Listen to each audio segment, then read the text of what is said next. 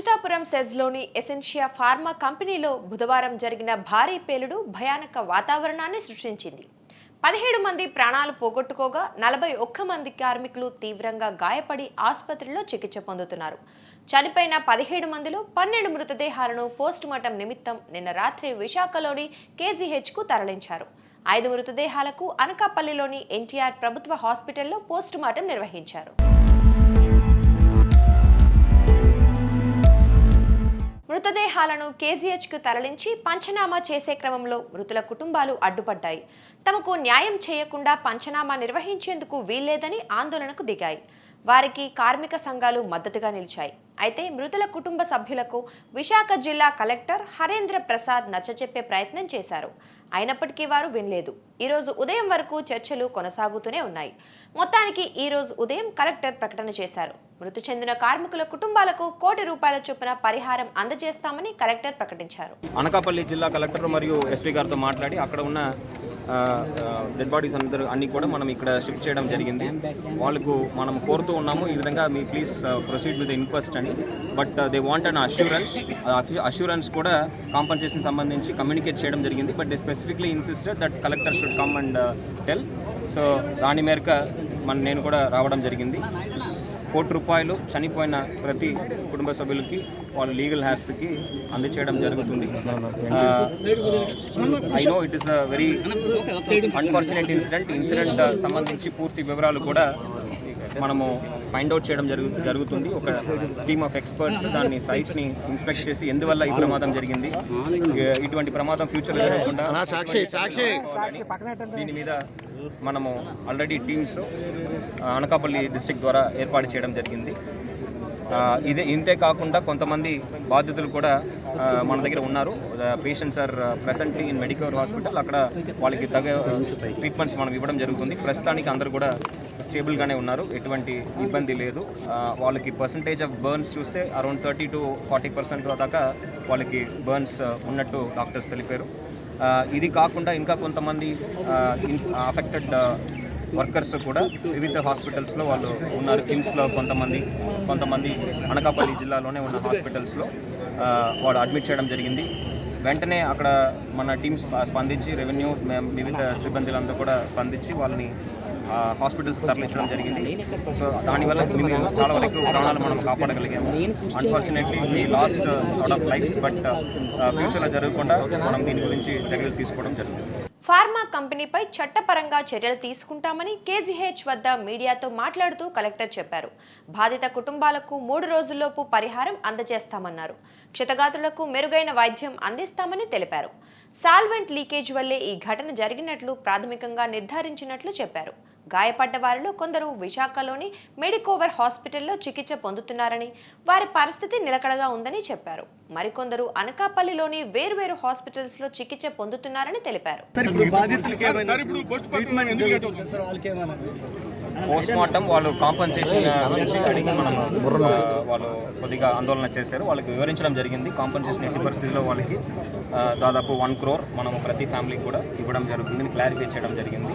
So అందువల్ల వాళ్ళందరూ కూడా ఇప్పుడు పోస్ట్మార్టం ప్రొసీడ్ చేస్తామని ఒప్పుకున్నారు. ఆల్రెడీ కొన్ని ఫ్యామిలీస్ ఎక్స్ప్లెయిన్ చేయడం వల్ల అక్సెప్ట్ చేసుకుని ఆల్రెడీ కొంతమంది బాడీస్ రిసీవ్ కూడా చేసుకున్నారు.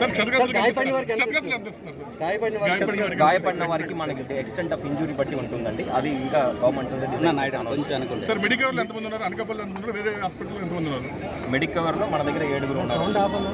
మొత్తం మీద 41 మంది గాయపడ్డారు. మిగతా వాళ్ళు 7 తప్ప మిగతా వాళ్ళు వివిధ హాస్పిటల్లో ఉన్నారు. కొంతమంది కిమ్స్ సైకిల్లో ఉన్నారు, కొంతమంది అనకాపల్లి హాస్పిటల్స్లో ఉన్నారు. కిమ్స్లో మన జిల్లాలో అయితే 10 మంది ఉన్నారు. మిగతా వాళ్ళంతా కూడా అనకాపల్లి జిల్లాలో ఉన్న సంబంధించిన హాస్పిటల్స్లో ఉన్నారు.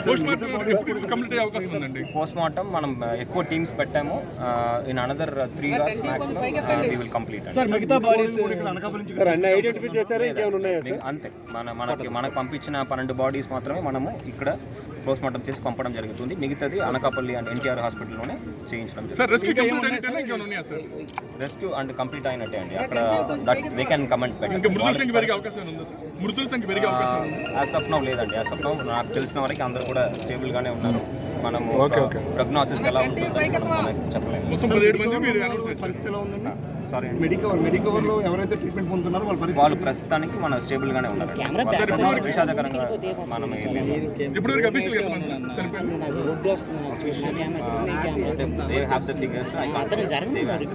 అనకాపల్లి డిస్ట్రిక్ట్. బుధవారం రాత్రి ఘటనా స్థలాన్ని హోంమంత్రి వంగలపూడి అనిత సందర్శించారు. బాధిత కుటుంబాలతో ఆమె మాట్లాడారు. ఈ ప్రమాదంలో యాజమాన్యం తప్పిదం ఉందని అన్నారు. సేఫ్టీ ఆడిట్ చేయాల్సిన అవసరం ఉందని, తమ ప్రభుత్వం ఖచ్చితంగా దీనిపై పూర్తి దర్యాప్తు చేస్తుందని హామీ ఇచ్చారు. చాలా దురదృష్టకర సంఘటన, అన్ఫార్చునేట్. అసలు ఇలాంటి సంఘటనలు జరగకూడదు. కానీ ఈరోజు ఈ ఫార్మా కంపెనీలోని ఇటువంటి దుర్ఘటన జరిగి సుమారుగా 17 మంది మృత్యువార్త పడడం అన్నది నిజంగా చాలా బాధాకరం. ఆ 17 మృతుల కుటుంబాలకి కూడా మా ప్రగాఢమైన సానుభూతిని కూడా తెలియజేసుకుంటున్నాం. ఎందుకంటే నాకు తెలిసి ఈ మధ్యకాలంలో ఇంత పెద్ద యాక్సిడెంట్ ఫార్మా కంపెనీస్లో అంత పెద్ద యాక్సిడెంట్ ఎక్కడా లేదు. ఇదే పెద్ద యాక్సిడెంట్ ఇది. ఈ విషయంలో ఏంటంటే వెంటనే ఈ విషయం తెలియగానే వెంటనే గౌరవ సీఎం చంద్రబాబు నాయుడు గారు కానీ పవన్ కళ్యాణ్ గారిని ఇమీడియట్గా రెస్పాండ్ అయ్యి ఇక్కడ సహాయక చర్యలు జరిపించాలని చెప్పేసి ఇక్కడ కలెక్టర్ గారిని, అదేవిధంగా మన ఎస్పీ గారిని, ఎస్డిఆర్ఎఫ్ బృందాలని, ఎన్డీఆర్ఎఫ్ బృందాలను అన్నింటినీ కూడా ఇక్కడ పంపించడం జరిగింది. ఫైర్ డిపార్ట్మెంట్ వాళ్ళు కూడా ఎస్పెషల్లీ ఇన్ టైంలో చాలా తొందరగా రెస్పాండ్ అయ్యి ఫైర్ డిపార్ట్మెంట్ వాళ్ళు కూడా సుమారుగా ఒక 15 మందిని రక్షించడం కూడా జరిగింది. ఎందుకంటే సుమారుగా ఇందులోని 17 మంది మృత్యువాత పడిన తర్వాత దగ్గర 41 మంది ఇందులోని ఇంజ్యూరీస్ కూడా అందులో జరిగింది. అందులోని 8 మందిని ఆల్రెడీ వాళ్ళందరూ కూడా డిశ్చార్జ్ చేస్తున్నారు. ఇంకా 35 మంది వివిధ హాస్పిటల్స్లోని, ఇక్కడ వైజాగ్ మెడికవర్ హాస్పిటల్లోని, కిమ్స్లోని, ఇక్కడ ఉషా ప్రైమ్ హాస్పిటల్లోని, గాజువాక్లో కొంతమంది, ఇలా కొంతమంది కొన్ని హాస్పిటల్స్లో ఓవరాల్గా 35 మెంబర్స్ హాస్పిటలైజ్డ్ అయి ఉన్నారు. ఇప్పుడు వీళ్ళందరికీ కూడా కంపల్సరీగా గవర్నమెంట్ తరపు నుంచి ఆర్థిక సహాయం అందించడం కూడా జరుగుతుంది. ఇమీడియట్గా ఈ దుర్ఘటన జరిగిన వెంటనే మా అందరితోని కూడా మా ఎమ్మెల్యేస్, మా మినిస్టర్స్ అందరితోని కూడా గౌరవ ముఖ్యమంత్రి గారు టెలికాన్ఫరెన్స్ తీసుకొని, అఫీషియల్స్ అందరినీ కూడా టెలికాన్ఫరెన్స్లో తీసుకొని ఇమీడియట్గా ఎక్కడ కూడా సహాయక చర్యల్లో కూడా ఎక్కడ కూడా లోపాలు రాకూడదని నన్ను ఎట్టి పరిస్థితుల్లోనే ఇమీడియట్గా ఇక్కడికి స్పాట్లోకి వెళ్ళాలని చెప్పి నన్ను ఆదేశించి ఇక్కడ నన్ను పంపించడం జరిగింది. ఎందుకంటే ఈరోజు మార్నింగ్ కూడా నేను విజయవాడలో ఉన్నాను. మా హోమ్ డిపార్ట్మెంట్కి సంబంధించి రివ్యూ అయింది. ఆ తర్వాత ఈ విషయాలన్నీ తెలిసి ఒకటొకటి ఇంత పెద్ద యాక్సిడెంట్ అని సంగతి తెలిసి ఇమీడియట్గా నన్ను ఇక్కడికి పంపించడం కూడా జరిగిందండి. అంటే ఒకటేంటంటే ఈ దురదృష్టకర సంఘటన ఇటువంటి పరిస్థితులు రాకూడదు. యాజమాన్యంతో మాట్లాడే పరిస్థితి కూడా మేము చూస్తున్నాం. యాజమాన్యం కూడా మీ అందరికీ తెలిసిందే. యాజమాన్యం కూడా ఇప్పటి వరకు కూడా రెస్పాండ్ అవ్వలేదు. అయినా కూడా గవర్నమెంట్ ఇనిషియేషన్ తీసుకొని ఈరోజు కలెక్టర్ గారు కానీ, ఎస్పీ గారు కానీ, మేమందరం కూడా ముఖ్యంగా రామకృష్ణ గారు ఎమ్మెల్యే గారు అయితే పర్టికులర్గా ఇక్కడ చాలాసేపటి నుంచి వచ్చి మొత్తం అంతా చూసి పర్యవేక్షించి ఇక్కడ ఎవరికి ఎటువంటి ఇబ్బంది కలగకుండా చూసుకునే బాధ్యత కూడా తీసుకున్నందుకు ప్రత్యేకంగా ధన్యవాదాలు తెలియజేసుకుంటున్నానండి. ఒకటి, ఈరోజు ఈ 17 మంది లిస్టు కూడా మీకు ప్రెస్కి ఇప్పుడు రిలీజ్ చేస్తాము. ఎందుకంటే చాలా మందికి ఎవరెవరు చనిపోయారు, ఇంకా మా వాళ్ళు ఉన్నారా లేదా అన్న ఆ భయంతో మాత్రం చాలామంది ఉన్నారు. అలాంటి భయం అంటే వాళ్ళందరికీ కూడా 17 మంది లిస్ట్, ఎవరెవరు చనిపోయారని 17 మంది లిస్ట్ కూడా వాళ్ళు ఏ ప్రొడక్షన్లో పనిచేస్తున్నారు లిస్ట్ అంతా కూడా మీకు ఇప్పుడు నేను మీకు ఫార్వర్డ్ చేస్తానండి. అదేవిధంగా 35 మంది ఎవరైతే ఏ హాస్పిటల్స్లో ఉన్నారో వాళ్ళ లిస్ట్ కూడా ఇప్పుడు మీకు అందరికీ కూడా ఇస్తాము. రేపు మార్నింగ్ 10 గంటలకి గౌరవ ముఖ్యమంత్రి గారు ఇక్కడికి వస్తున్నారు. ఇక్కడికి వచ్చి ఇక్కడ ఉన్న పరిస్థితులన్నింటినీ ఆయన పర్యవేక్షించడం, అదేవిధంగా ఇక్కడ ఎందుకు ఇలా జరిగిందని దాని మీద ఉన్నత స్థాయి విచారణ కూడా ఆదేశించడం జరిగింది. డెఫినెట్గా ఇక్కడికి వచ్చిన తర్వాత సార్ ఇక్కడంతా పర్యవేక్షించి క్షతగాతులు ఎవరైతే ఉన్నారో వాళ్ళందరినీ కూడా పరామర్శించి వాళ్ళకి తగిన ఆర్థిక సహాయం చేస్తే కుటుంబానికి అందరికీ భరోసాగా నిలబడాలని చంద్రబాబు నాయుడు గారు కూడా వస్తున్నారు. ముఖ్యంగా ఇక్కడ ఎవరైతే మృత్యువాత పడ్డారో వాళ్ళు, క్షతగాతులైన కుటుంబాలు, వాళ్ళందరికీ కూడా గవర్నమెంట్ ఎప్పుడు కూడా సహాయ సహకారాలు అందిస్తామని మనస్ఫూర్తిగా తెలియదు. ఒక గ్యాస్ అనేది వీళ్ళకి సాల్వెంట్స్లో లీకేజ్ ఉందండి. ఆ సాల్వెంట్స్లో లీకేజ్ ఏదైతే ఉందో ఆ లీకేజ్ని కొంచెం క్లియర్ చేయడానికి అని చెప్పి వాళ్ళందరూ కూడా ప్రయత్నం చేశారు. ఆ ప్రయత్నం చేసే లోపే అక్కడ వాళ్ళకి ఒక గ్యాస్ అన్నది మిథైల్ టర్ట్ బ్యూటైల్ ఇథర్ అని అంటారు, ఎంటీబీఈ అనే ఒక గ్యాస్ అది ఫామ్ అయిపోయింది. అదేమైందంటే ఆ పైప్ లైన్స్ నుంచి ఏసీల్లోకి వెళ్ళి మొత్తం అది టాప్ ఫ్లోర్ నుంచి కింద ఫ్లోర్ వరకు అది స్ప్రెడ్ అయిపోయింది. ఎప్పుడైతే స్ప్రెడ్ అయిందో ఎలక్ట్రికల్ స్పార్క్కి ఒకేసారి అది బ్లాస్ట్ అయిపోయింది. చాలామంది రియాక్టర్ పేలింది అది అన్నారు, కానీ రియాక్టర్ కాదు, ఇది కేవలం గ్యాస్ లీకేజ్ వల్ల అది జరిగిన సంఘటన. ఇందులోని యాజమాన్యుల నెగ్లిజెన్సీ ఉందా, నిజంగా యాక్సిడెంట్లుగా జరిగిందా అన్నది విచారణ కూడా చేపడుతున్నాం. కాబట్టి యాజ్ ఎర్లీ యాజ్ పాసిబుల్ దాని మీద కూడా మనకి ఒక బిల్డింగ్ కొలాప్స్ కాదండి, ఏదైతే బ్రిక్ స్ట్రక్చర్ ఉంటుందో బ్రిక్ స్ట్రక్చర్ అంతా నేను వెళ్ళి చూసి వచ్చాము. బ్రిక్ స్ట్రక్చర్ అంతా పడిపోయింది, పిల్లర్ మీద మాత్రమే ఉంది ఇప్పుడు ఆ బిల్డింగ్.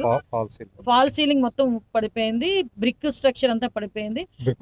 ఒకే వాల్ కిందనే 5 ఉండిపోయారు. అంటే ఈ ఇది పేలి గ్యాస్ వల్ల పేలిన యాక్సిడెంట్ లో కొంతమంది చనిపోతే, కొంతమంది అయితే ఈ వాల్స్ కింద నది పడి ప్రెస్ అయిపోయి చనిపోయిన పరిస్థితి.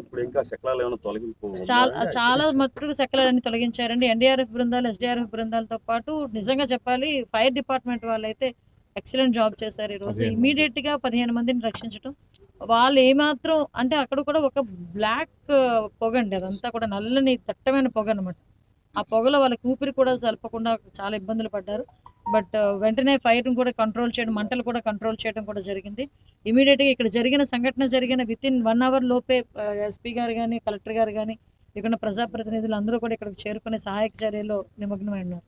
యజమాని అరెస్ట్ చేయాలి, ఎంతమంది ప్రాణాలు తీశారు?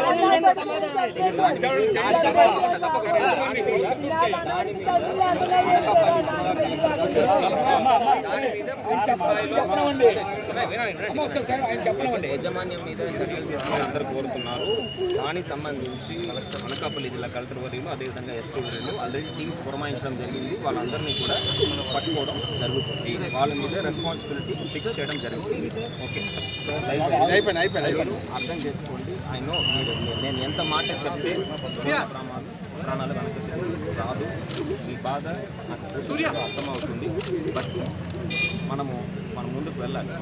వాళ్ళు డిగ్నిఫైడ్గా వాళ్ళని ఒక చివరి గౌరవ మనము కూడా చెప్పడం జరిగింది. దయచేసి ప్లీజ్ అర్థం చేసుకోండి. గౌరవ ముఖ్యమంత్రి గారు కూడా మన విశాఖపట్నం జిల్లాకి రాబోతున్నారు. మన హాస్పిటల్లో ఉన్న పేషెంట్స్ అందరినీ కూడా సార్ కలవనున్నారు. అదేవిధంగా సైట్లో కూడా మనకి వెళ్తారు అనుకుంటున్నాను. అక్కడ కూడా డీబ్రీఫింగ్ అనేది జరుగుతుంది. వాళ్ళు డెఫినెట్గా తప్పు ఎవరి మీదైనా ఉంటే తప్పనిసరిగా వాళ్ళ మీద చర్యలు ఉంటుంది, శిక్ష ఉంటుంది.